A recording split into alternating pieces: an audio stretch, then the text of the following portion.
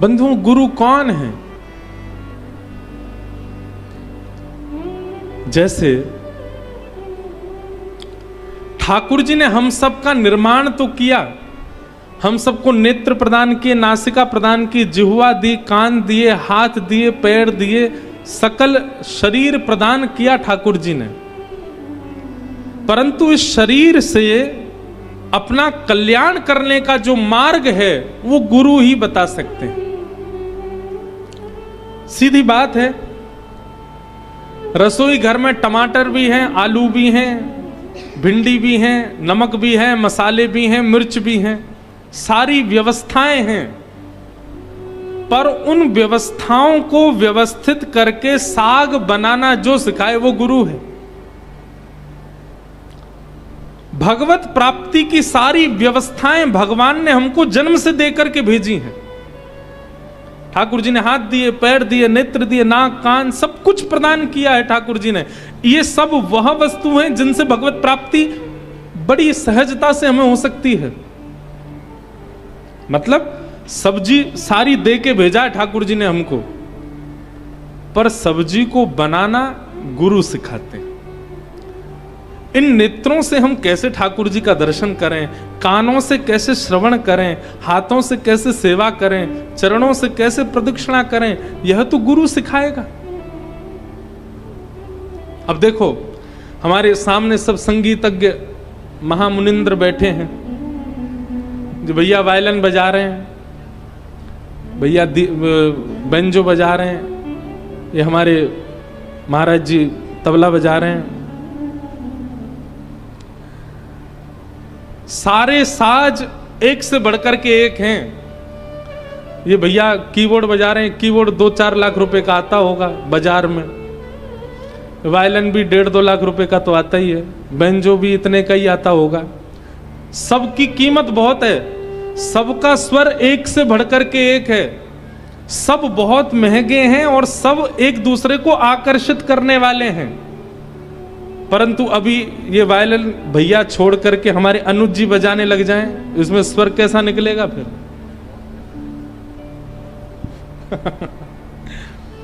या तबला हमारे ये भैया छोड़ दें, सौरभ भैया बैठ जाएं तबला बजाने, फिर क्या बजेगा?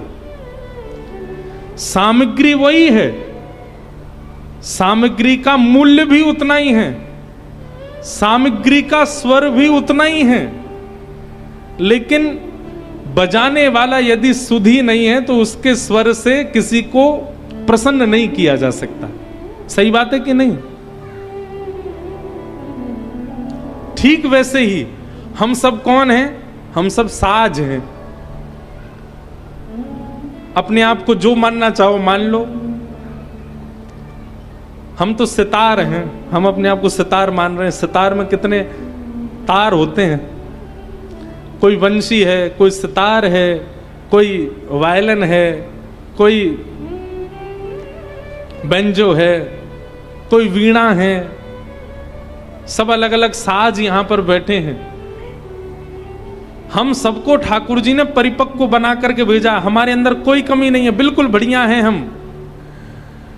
लेकिन बस हमारे तारों को झंकृत करने वाला एक गुरु जीवन में आ जाए। हमारे इंद्रिय रूपी एक तार को भी झंकृत कर दिया, उसी तार के स्वर से ऐसा स्वर प्रकट होगा जिस पर वाहवाही संसार नहीं, जिस पर वाहवाही स्वयं श्री राम करेंगे। और जिस दिन राम जी ने वाहवाही कर दी उसी दिन हमारा इस संसार में आना सार्थक हो जाएगा। तो गुरु कौन है?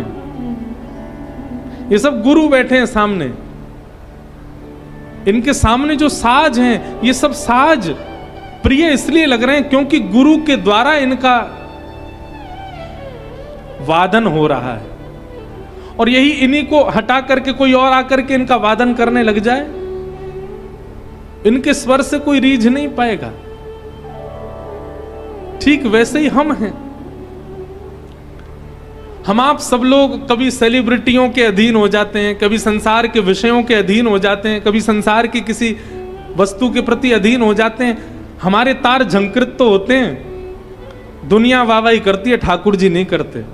ठाकुर जी वाहवाही कब करते हैं? जब किसी गुरु के अधीन हो जाते हैं। और जैसे हम किसी गुरु के अधीन होते हैं, हमारे इंद्रिय रूपी स्वर का जब जैसे ही तार छेड़ता है गुरु, आहा, ठाकुर जी वाहवाही करते हैं, महादेव वाहवाही करते हैं। मीराबाई हमारी आपकी तरह ही थी, उनकी भी आंखें थी, उनकी भी नाक थी, उनकी भी जिह्वा थी, उनकी भी 2 भुजाएं थी, 2 पैर थे, कंठ था, हमारी जैसी ही थी मीराबाई, लेकिन केवल गुरु आश्रय मिल गया, और गुरु आश्रय की वजह से भाई छोड़या बंधु छोड़या छोड़या जग सोई, साधुअन संग बैठ बैठ साधुअन संग बैठ बैठ लोक लाज खोई रे, मेरे तो गिरधर गोपाल दूसरो न कोई, दूसरो न कोई।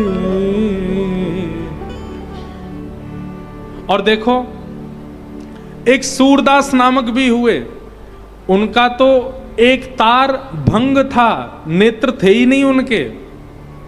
हम तो सारे तारों से युक्त हैं, हम जो साज हैं, पर सूरदास रूपी एक साज था, उनका तो एक तार था ही नहीं, लेकिन एक श्रेष्ठ गुरु प्राप्त हो गए, तो एक तार ना होने के कारण भी जितने तार थे उन्हीं के झंकार से ही ठाकुर जी को प्रकट कर दिया, ठाकुर जी को प्रसन्न कर दिया।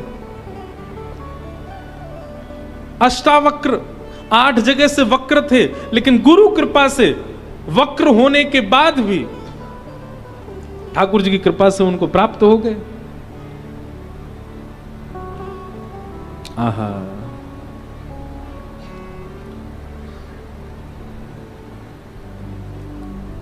श्री गुरुपद नख मणिगण ज्योति, सुमिरत दिव्य दृष्टि ही होती। एक बहुत सुंदर बात,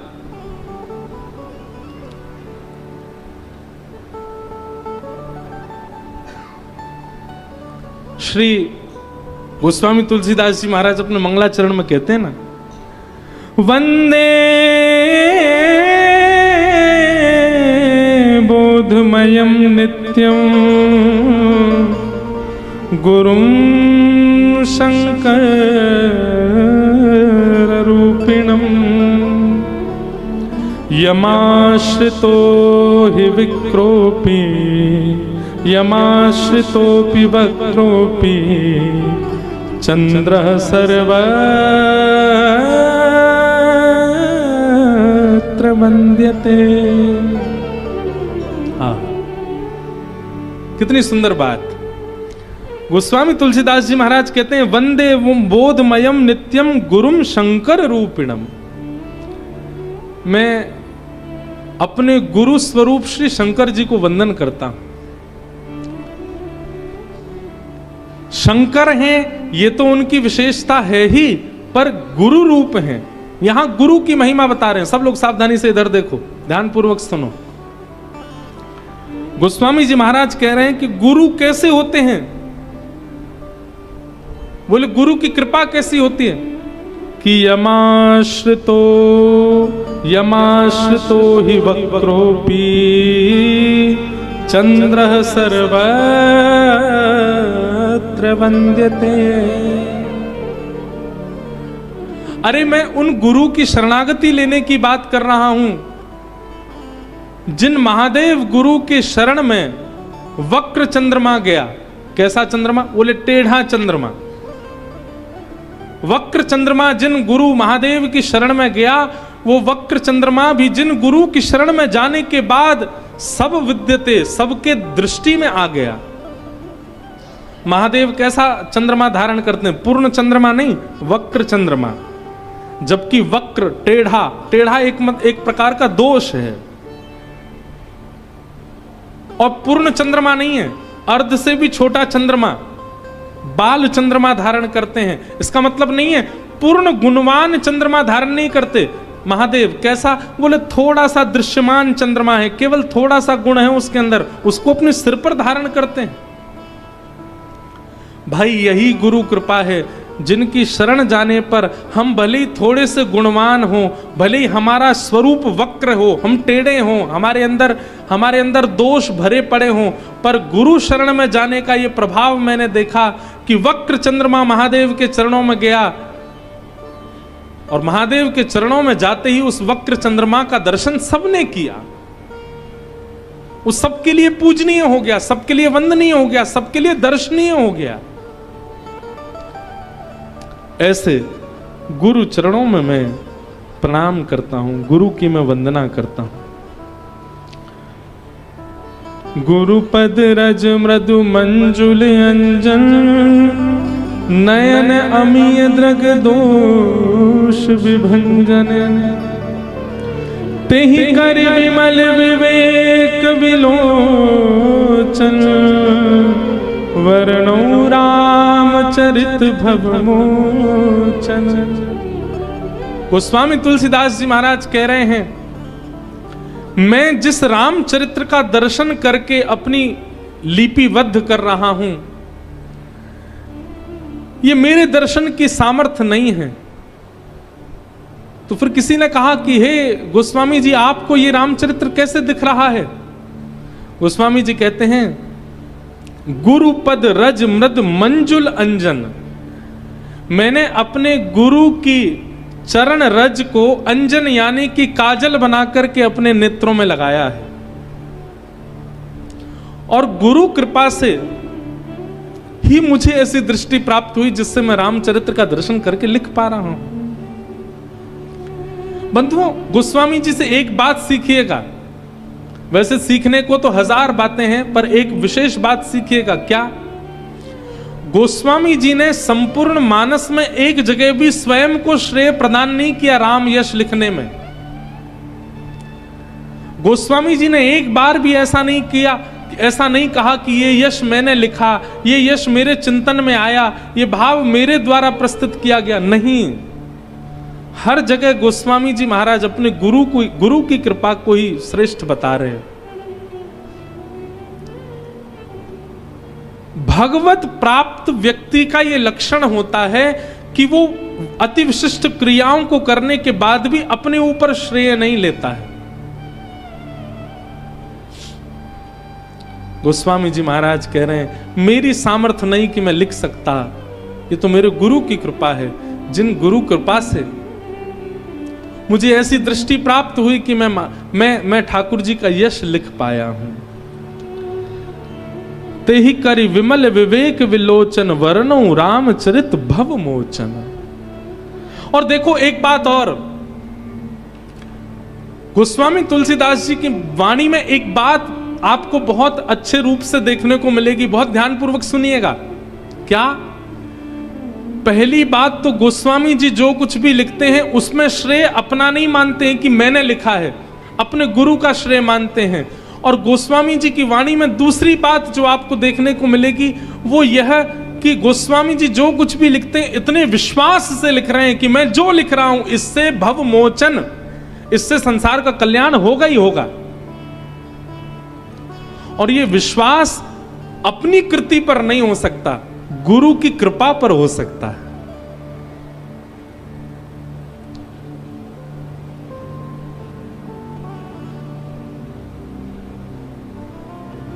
जो कोई ले तुम्हारी शरणा, तुम रक्षक काहू को डरना। किस विश्वास के आधार पर गोस्वामी जी इस बात को कह रहे हैं कि ये हनुमान जी, आपकी जो शरण लेगा उसको किसी से डरने की आवश्यकता नहीं। हनुमान जी भी कह रहे होंगे, एक बार मुझसे तो पूछ लो कि मेरी शरण में आने वाले को इतना निर्भीक होने की आवश्यकता क्या। गोस्वामी जी किसी से नहीं पूछ रहे हैं, सीधा लिखते जा रहे हैं और इस विश्वास के साथ लिख रहे हैं कि मैं जो लिख रहा हूं इससे कल्याण होगा होगा होगा। क्यों? ये मेरी कृति नहीं है, ये मेरी गुरु कृपा है, ये मेरे गुरु का आशीर्वाद है। मुझे अपनी गुरु कृपा पर भरोसा है कि जो इसका आश्रय लेगा उसका कल्याण होगा। तो गोस्वामी जी की वाणी में दो बातें आपको बार बार देखने को मिलेंगी। पहला तो अपने आप को श्रेय नहीं देते, अपने गुरु को श्रेय प्रदान करते हैं। और दूसरी बात, जो भी लिखते हैं इतने विश्वास के साथ लिखते हैं कि इससे कल्याण होगा ही होगा। तेहि कर विमल विवेक विलोचन, वर्णौ रामचरित भव मोचन। संसार को विषय भोगों से मुक्त करने वाला मैं रामचरित्र लिख रहा हूं, किसकी कृपा से? गुरु पद रज मृदु मंजुल अंजन, नयन अमीय द्रग दोष विभंजन। भैया एक बात याद रखिएगा, गुरु के प्रति शिष्य केवल एक वस्तु अर्पित कर सकता है, इसके अलावा कोई दान नहीं, कोई दक्षिणा नहीं, कोई वस्तु नहीं। ये बाकी जो कुछ भी आप दे रहे हो ये एक्स्ट्रा करके दे रहे हो।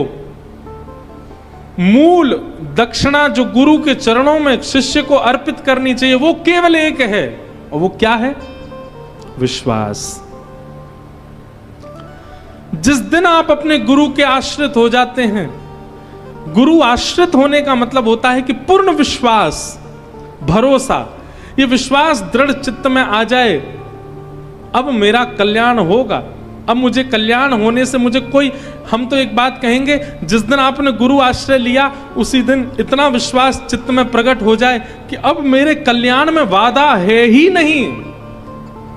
इतना विश्वास यदि आपके चित्त में आ गया तो गुरु कृपा आपको परिलक्षित होती हुई प्रत्यक्ष दिखने लग जाएगी। और क्षमा करें, आपने गुरु आश्रय लिया और उसके बाद भी आपके मन में कहीं ना कहीं संशय है, पता नहीं मेरा कल्याण होगा कि नहीं, मेरी सद्गति होगी कि नहीं, तो आप गुरु आश्रय में होकर के भी अपना कल्याण नहीं कर पाओगे। सूरदास जी महाराज कह रहे हैं, भरोसो दृढ़ इन चरणन केरो, भरोसो दृढ़ इन चरणन केरो, भरोसो दृढ़ इन चरणन केरो, भरोसो दृढ़ इन चरणन केरो। श्रीवल्लभ नख चंद्र छटा बिन, श्रीवल्लभ नख चंद्र छटा बिन, सब जग माही अंधेरो, सब जग माही। ठाकुर जी का केवल गुरु के प्रति विश्वास, शिष्य का शिष्यत्व केवल इतना है कि अपने गुरु को केवल विश्वास रूपी दक्षिणा प्रदान कर दे। गुरु चाहे जैसे भी हों, यदि गुरु पदवी पर बैठे हैं और शिष्य अपना विश्वास अर्पित करता है तो गुरु शब्द का दायित्व ठाकुर जी निभाते हैं फिर, और ठाकुर जी उसके बेड़ा पार करने का पूरा संकल्प हाथ में लेते हैं, बस उसका विश्वास ना डगमगाए। वो कल रात्रि अनुज जी आप एक कथा सुना रहे थे, कौन से महात्मा थे वो? हैं? मूलदास। ये रात में हमको एक कथा सुना रहे थे मूलदास महात्मा की। एक मूलदास नाम के महात्मा थे, गुजरात में राजकोट के राजा उनके शिष्य थे। राजा ने मूलदास जी से गुरु दीक्षा ग्रहण कर ली, लेकिन विश्वास अर्पित नहीं किया अपने गुरु को। बहुत ध्यानपूर्वक सुनिएगा।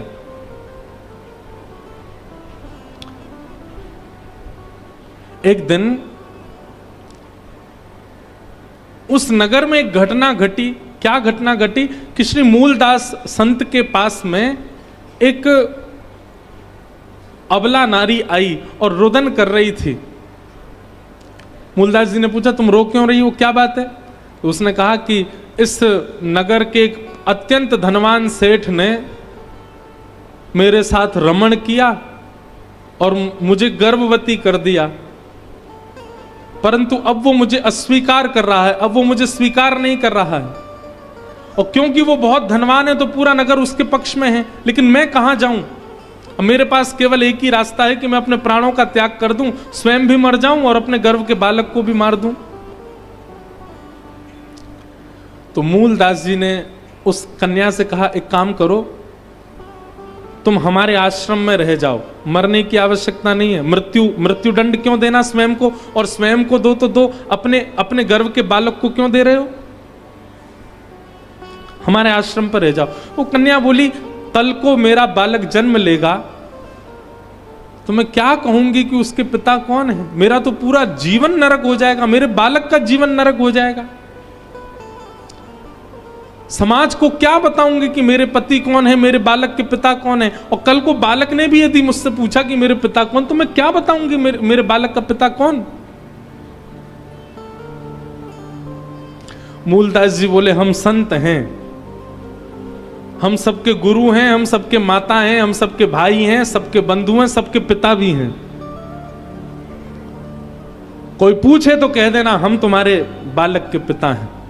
हमको अपने ऊपर, हम संत केवल माला पहनने के लिए नहीं बने, हम संत केवल दक्षिणा लेने के लिए नहीं बने, हम संत केवल सम्मान सुनने के लिए नहीं बने। कोई अपमान भी करेगा तो भी हम सम रहेंगे, हम सब स्वीकार करेंगे। तुम कह देना संसार से कि हमारा बालक है, हम उसके पिता का निर्वहन करेंगे। गुरु बनना बहुत सरल है, लेकिन गुरु पद को निभाना बहुत कठिन है। इसीलिए हम गुरु दीक्षा नहीं देते। हम कहते हैं हमारी कथाई सुन लो, क्योंकि गुरु पदवी बैठना इतना सामान्य, इतना सरल नहीं है। हमारे वृंदावन में हर वर्ष कथा होती है, तो इस बार पूज्य मलुक पीठ वाले महाराज जी की थी। तो आपसे पूर्व श्री परम पूजनीय प्रातः स्मरणीय श्री तुलसी पीठाधीश्वर स्वामी श्री रामभद्राचार्य जी महाराज की 2 वर्ष तक कथा हुई। उससे पूर्व 2 वर्ष तक हमारे अयोध्या के परम पूजनीय श्री श्रीमद जगत गुरु रामानुजाचार्य श्री राघवाचार्य जी महाराज ने कथा की। हमारे सामने आंखों देखी घटना, एक व्यक्ति वो व्यास मंच से ही महाराज जी के पीछे पड़ जाता। मैं संग में रहता था महाराज जी के, हमको दीक्षा दे दो महाराज जी, हमको दीक्षा दे दो, हमको वैष्णवी दीक्षा दे दो, हम आपके चरणों में। महाराज जी उसको बोले कल आना, वो कल आ जाए तो उसको बोले तुम रात को आना, रात को आ जाए तो कहें सुबह आना। 3 दिन तक महाराज जी ने उसको टरकाया। एक दिन मैंने महाराज जी से कहा, मैंने महाराज जी इसको बेचारे को दीक्षा दे दो, 3 दिन से पीछे पड़ रहा है आपके। तो महाराज जी बोले पता नहीं हमारा मन सा नहीं कर रहा है देने का। मैंने कहा ऐसे मत करो महाराज जी, बेचारा कितना परेशान, ठंडी का समय, कोहरे में आता जाता है, दे दीजिए। हमारी बात मान करके महाराज जी बोले ठीक है आप कह रहे हैं तो हम दीक्षा दे देते हैं।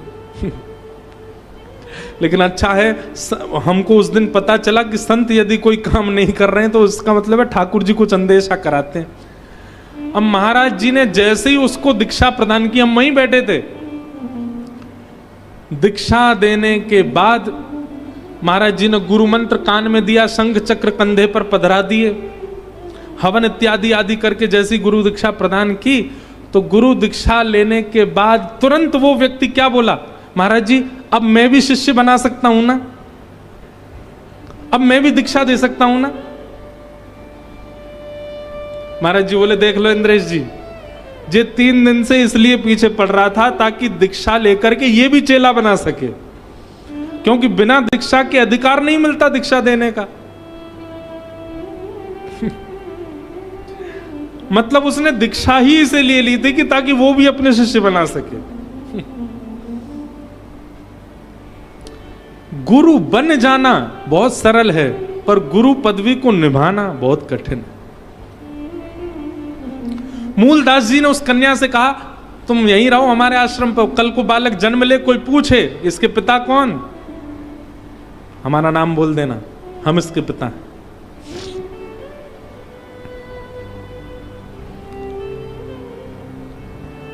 उस कन्या ने बालक को जन्म दिया और जन्म लेने के बाद हवा की तरह पूरे नगर में बात फैल गई कि मूलदास महात्मा ने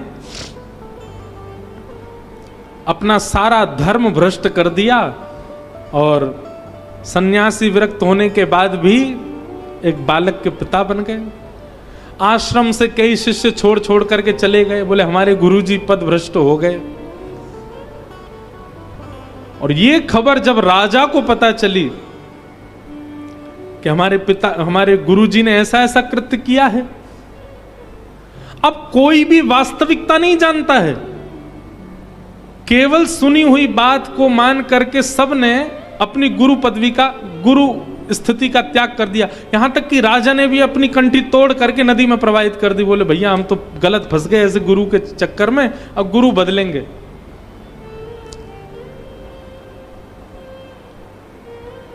राजा ने दूसरे गुरुजी बना लिए, गुरु त्याग कर दिया। मूलदास जी महाराज को एक दिन पता चला कि सब दुनिया अब विमुख हो गई, मूलदास जी के सारे शिष्य भी छोड़ छोड़ के चले गए। मूलदास जी को इससे कोई प्रभाव नहीं पड़ा, संत को कभी प्रभाव नहीं पड़ता। क्षमा कीजिएगा, जिस गुरु को, जिस संत को केवल सम्मान अच्छा लगता है और कभी यदि किंचित अपमान हो जाए तो वो आग बबूला हो जाए, तो उनके संतत्व में कुछ तो कमी है। जो सब स्थिति में सम रहे उसी को तो संत कहते हैं।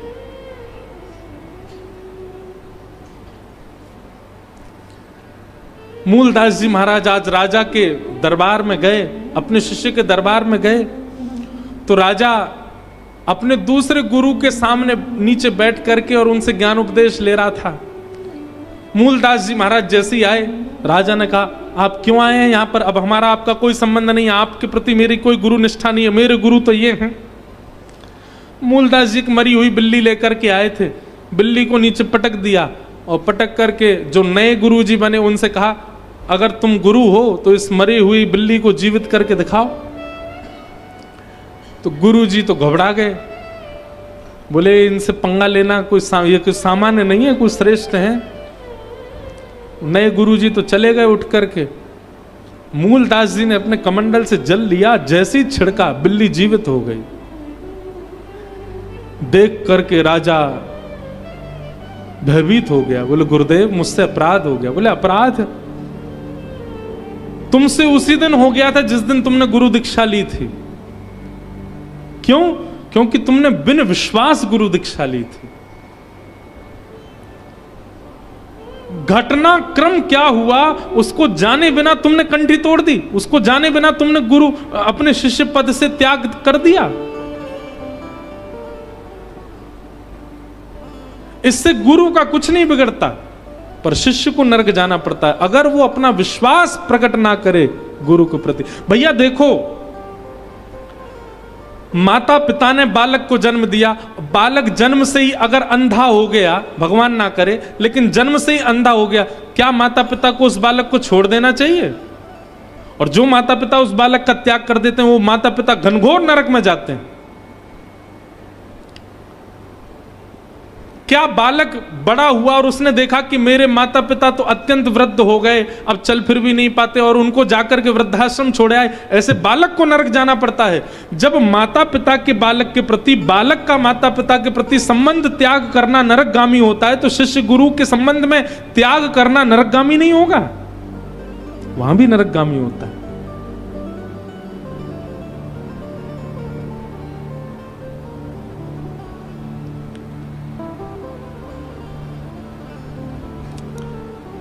इसलिए श्री गोस्वामी जी महाराज गुरु वंदना कर रहे हैं। गुरु पद रज मृद मंजुल अंजन नयन अमीय द्रग दोष विभंजन तेहि कर विमल विवेक विलोचन वर्णौ राम चरित भव मोचन।